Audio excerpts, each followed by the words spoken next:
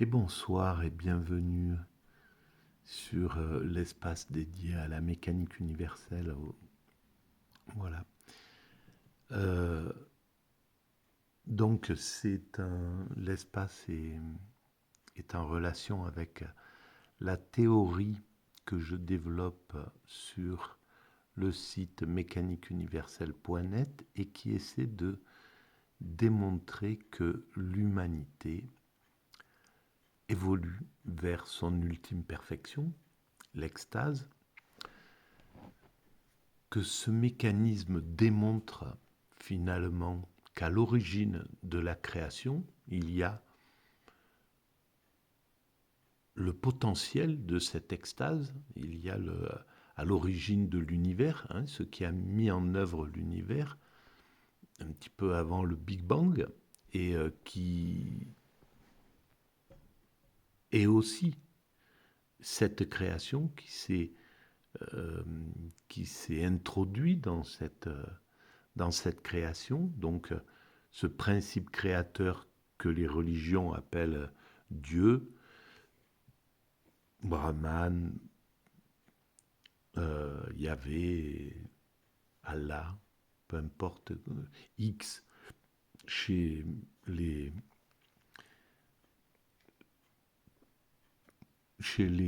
les physiciens peut-être, l'inconnu, quoi. Cet inconnu, cette puissance créatrice euh, qu'on ne peut pas imaginer même. Voilà, c'est quelque chose d'inimaginable. Mais, selon moi, qui est, qui est, voilà. Donc, Dieu, il est plus pertinent de penser que Dieu, qu'il y a un principe créateur que les religions appellent Dieu, plutôt qu'il n'y ait rien à l'origine de cet univers, que cet univers se soit mis en œuvre comme ça, même pas par l'opération du Saint-Esprit, puisque ça ne serait pas le cas, mais voilà, sans texture, sans nature, sans intimité, sans quelque chose euh, sans que ce soit une essence ou une puissance créatrice ou quelque chose comme ça, et qui donne cet univers qui est en expansion, puis dans laquelle apparaît la Terre. Dans la Terre apparaît le vivant, et le vivant est lui-même en évolution. Et puis à un certain moment de cette évolution, l'amour qui est de façon archaïque dans le monde animal jusqu'à un certain point commence à se développer chez les mammifères supérieurs, s'exprimer d'une façon euh, sublimissime, on va dire, jusqu'à atteindre l'amour absolu, la capacité d'aimer de façon absolue qu'on retrouve dans l'extase. Donc voilà pourquoi je fais le lien entre l'extase vers laquelle l'humanité se dirige. Quand je dis nous, l'humanité va vers son ultime perfection, elle va vers l'extase facile, et le principe créateur à l'origine de cette extase. Et donc, dans cet ouvrage, je suis tombé sur ce petit passage-là, et je voudrais le lire en fait. Et ceux qui suivent les vidéos sur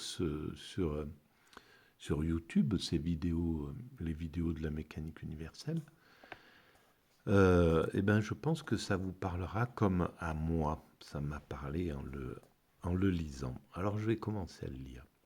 Augustin. Donc c'est Saint Augustin. On pourrait commencer par lire un petit peu sa petite biographie succincte. Voilà, il est né à Tagaste, aujourd'hui Soukaras, en Algérie, d'Aurelius Augustinus, fils du païen Patricius et de la chrétienne Monique.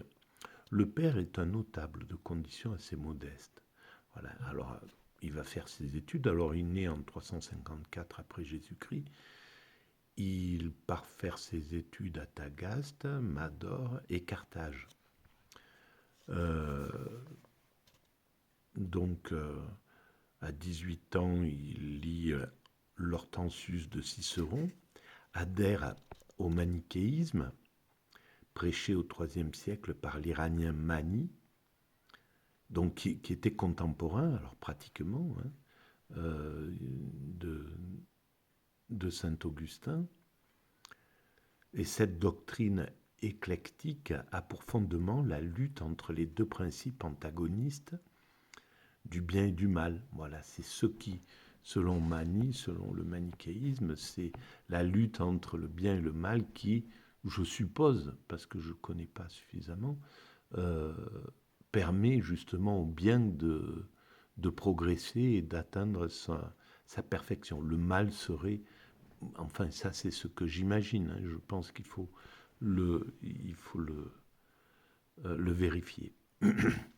Alors, naissance hors mariage de son fils Adéodate, fruit d'une longue liaison avec une femme dont il tait le nom. Il devient professeur de rhétorique à Tagaste, puis Carthage. Déçu par sa rencontre avec l'évêque manichéen Faustus, il commence à se détourner du manichéisme.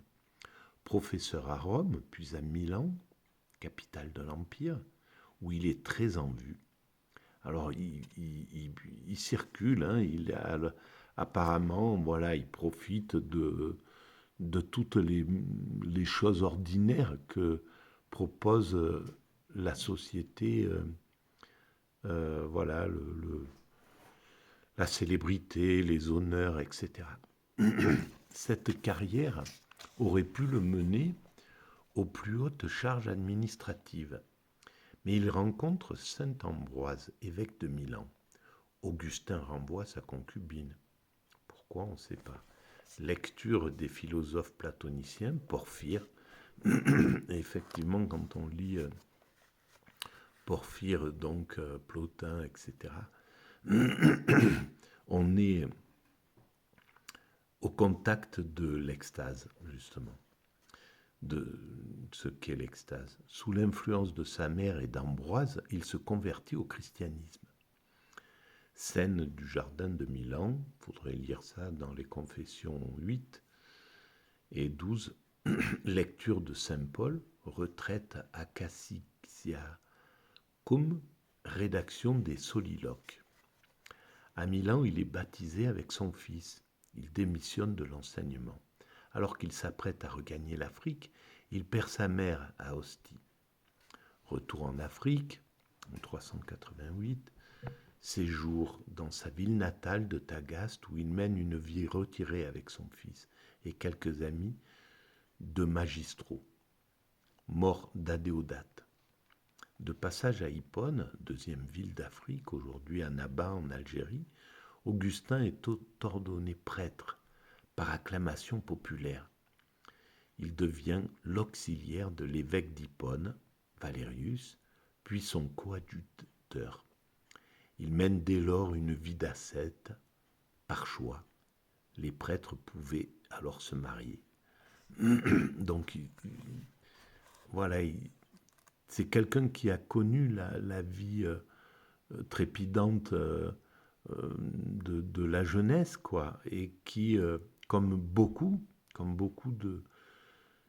des saints, en fait, hein, ceux qui finissent par devenir ce que nous appelons des saints, ont des vies dissolues à un certain moment de leur vie et sont appelés à un changement radical d'existence. Par l'édit de Constantinople, Théodose érige le christianisme en religion d'État dans tout l'Empire. Alors, donc il est contemporain de tout ce changement, de cette métamorphose, on va dire, l'extinction de la Rome classique, de la...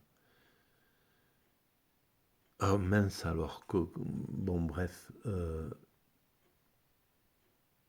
l'extinction du monde romain, en somme, hein, pour passer justement dans le christianisme. Alors, en 396, l'évêque d'Hippone, et ce jusqu'à sa mort. Il devient évêque d'Hippone, et ce jusqu'à sa mort. Il se livre à une activité inlassable. Il prêche, il écrit, voyage, polémique. Si hiérarchiquement il est soumis au primat de Carthage, il est considéré par beaucoup comme le vrai chef de l'Église catholique d'Afrique. Il écrit les Confessions, puis De Trinitate, lutte contre le donatisme, je ne sais pas ce que c'est, menacé personnellement, Augustin convainc le pouvoir impérial de sévir contre les donatistes. Ah, ben, il était quand même un bon lutteur. Dans la suite de sa vie, Augustin lutte contre deux autres hérésies, l'arianisme, qui nie la divinité de Jésus, et le pélagianisme.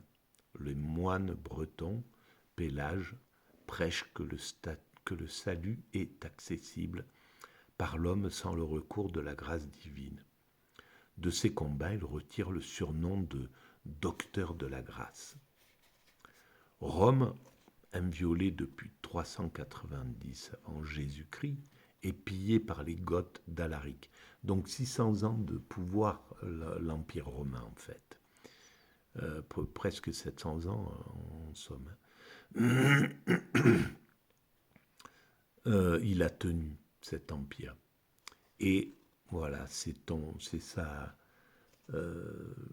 son déclin. Il écrit de Ciutate Dei en 429, invasion de la Numidie par Genséric, à la tête des Vandales, appelé par le comte d'Afrique Boniface. Le 28 août, Augustin meurt dans Hippone, assiégé depuis 3 mois. Sa bibliothèque est miraculeusement préservée par son futur biographe Posidius de Calama. Voilà. Eh bien, c'est une... Ouais, que sa bibliothèque soit préservée comme ça, c'est une...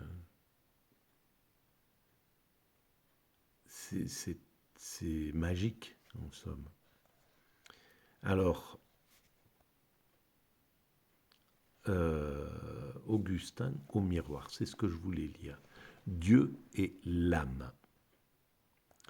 Voilà ce que je veux connaître.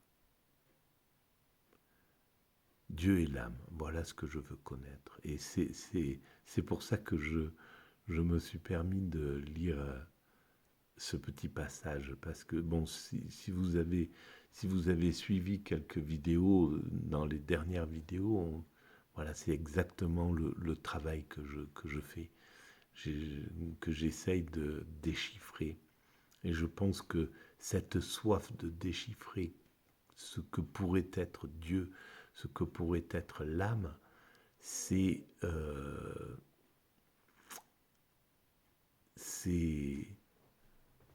un mécanisme, voilà, qui est instinctif quasiment. Donc je continue. C'est ainsi qu'on pourrait présenter l'objet du livre 10, illustration du socratisme chrétien. Connaître Dieu, tâche du théologien, de l'évêque comme du philosophe.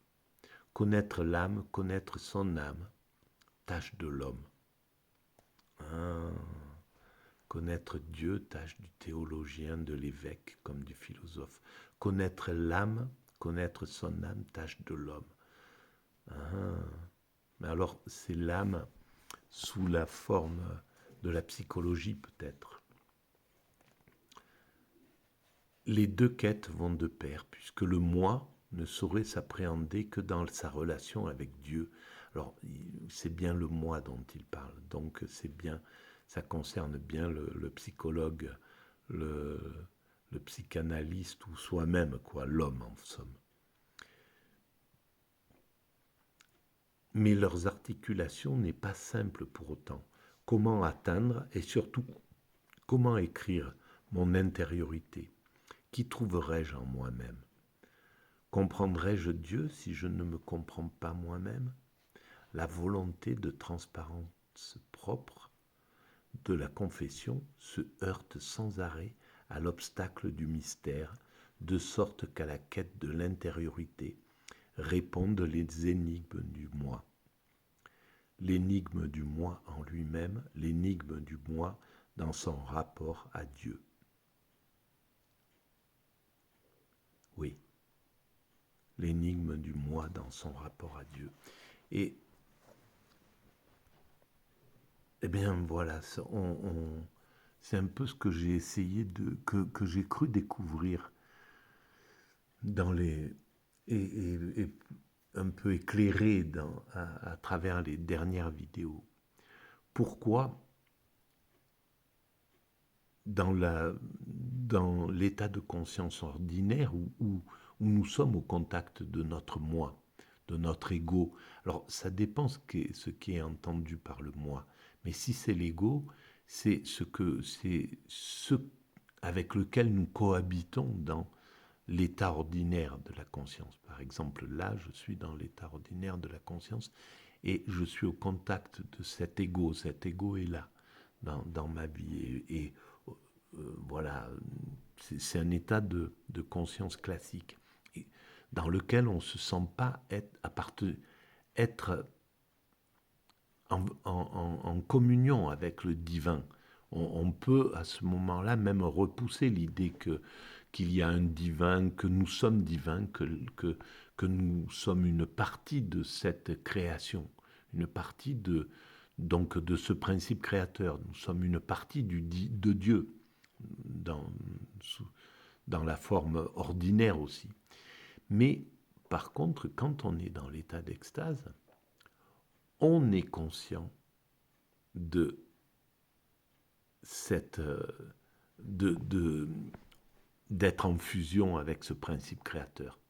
Il se passe quelque chose, c'est pas une conscience intellectuelle au sens classique du terme, c'est une conscience charnelle. Charnellement, on se sent en fusion avec le principe créateur. Donc avec ce qui a mis en œuvre cet univers. Et pourquoi j'affirme qu'il y a du divin, en somme, qu'il y a Dieu, c'est parce que pour moi, donc, ce principe créateur qui a trouvé un moyen à partir du vide, de faire cet univers qui semble matériel, qui a toutes les caractéristiques de quelque chose de matériel, avec de la matière. Quand on touche, voilà, je touche ça, ça me paraît être solide, etc. Et pourtant, ce sont des particules élémentaires qui sont, quand on les décortique au plus profond, on se rend compte que sa densité, sa masse est infime en somme. Voilà. Et donc ce principe créateur, qui est si intelligent, que nous n'arrivons pas encore à percer son mystère, que l'ensemble des intelligences humaines ne peuvent toujours pas comprendre comment à partir du vide, il a réussi à s'incarner dans du solide, à faire une masse et à constituer un monde matériel, un monde qui semble comme ça solide.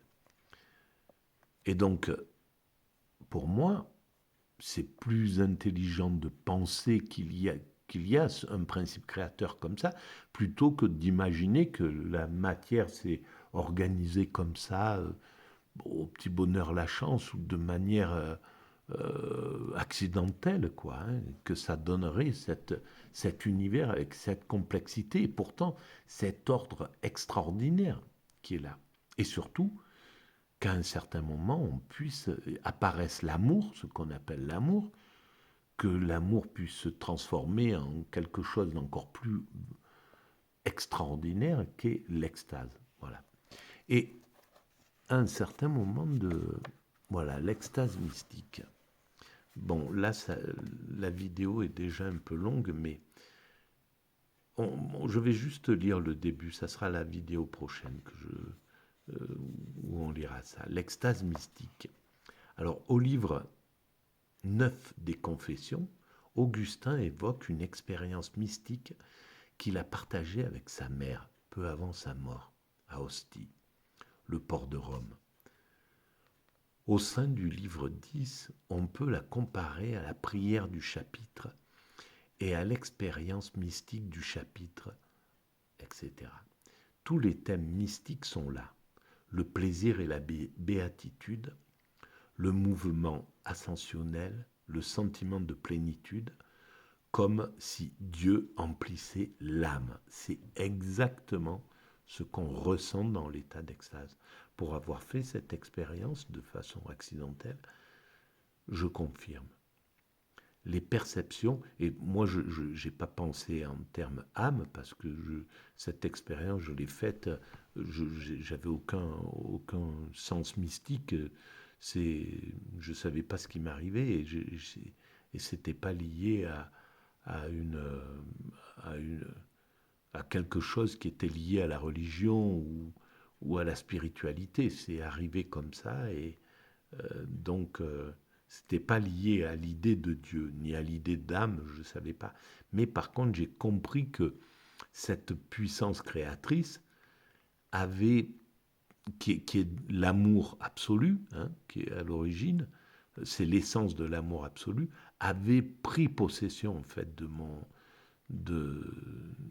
mon organisme, même si je restais ce que j'étais, voilà, j'étais toujours le même homme avec tel nom, voilà, j'étais toujours d'apparence ordinaire, mais d'intériorité, j'étais vécu par cette puissance créatrice en somme.